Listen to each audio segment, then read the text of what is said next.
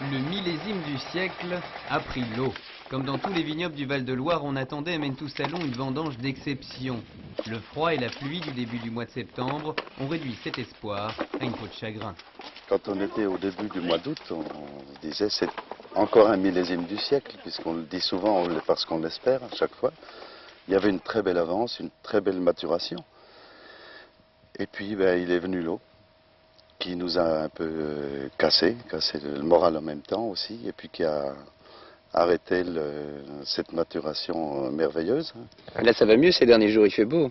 Et oui, ça, pour les vignerons qui ont été sages, qui ont su attendre, écouter les conseils et qui connaissent bien leur métier, on arrivera à faire un produit qui sera de très bonne qualité.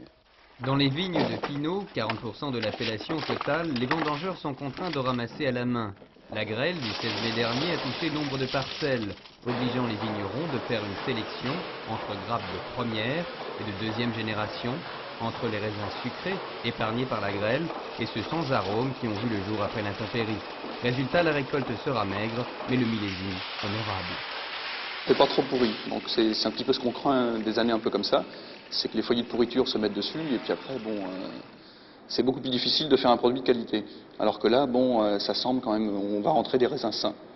Ce ne sera pas un grand millésime, mais ce sera tout à fait un millésime tout à fait honnête et dans la continuité des millésimes qu'on vient d'avoir.